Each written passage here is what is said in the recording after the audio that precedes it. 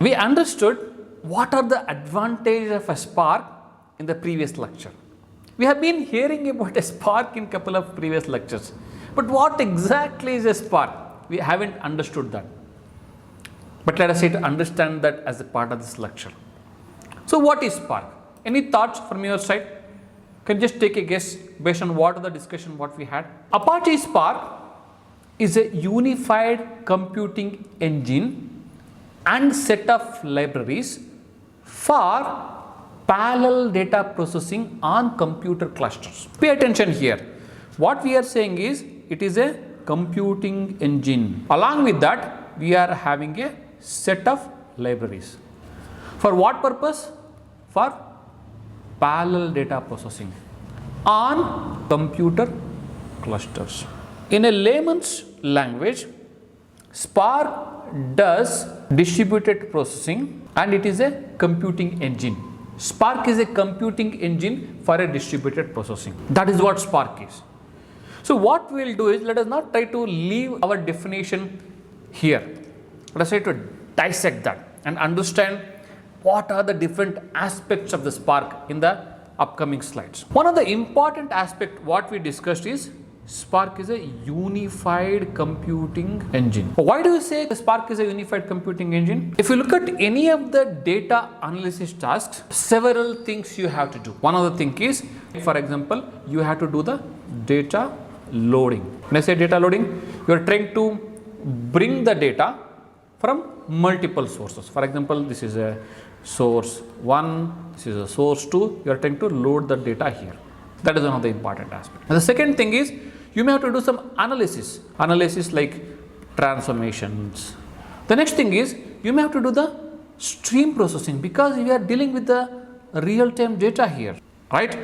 So apart from that, we may have to do some machine learning thing like predictive modeling. If you look at any other platforms apart from the Spark, they have all these things, whether it is a data loading or a data analysis or a ML or a streaming, all of them are isolated. But what Spark is doing is, Spark is trying to bring all these aspects of data loading, analysis, machine learning, streaming under the one umbrella. Cherry on the cake is, it is not only bringing all these important aspects of the data analysis under one umbrella, it is also providing APIs for different languages.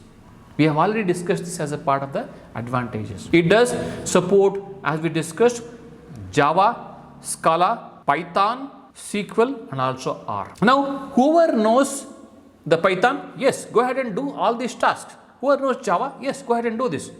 Or somebody who is having only knowledge in SQL, they can go ahead and do this. Since Spark is trying to bring all these aspects under one umbrella, we are calling it as a unified computing engine. Next aspect is, we are calling it as a computing engine. If you really see, our definition says Spark is a computing engine. That is because Spark carefully chooses only the processing aspect of it or performing the computation of data. Spark will not get into the storage. Spark will not do storage and also Spark will not do resource handling. For a storage, it uses like either HDFS or Azure storage or Amazon S3 or some of the stores like Apache Cassandra and all these things. For resource handling, it uses either Yarn or Apache Mesos or standalone. Since Spark is carefully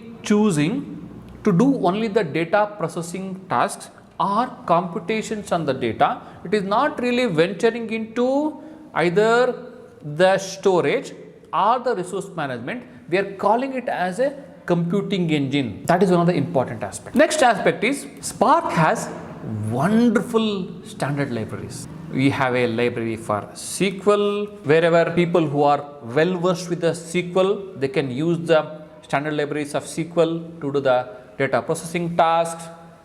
And then we have a machine learning library, and we have a streaming library, and we have a GraphX for graphical processing of the data. All these standard libraries are included as a part of the Spark. When you install Spark, all these libraries are included. One aspect is all these standard libraries are included as a part of the Spark.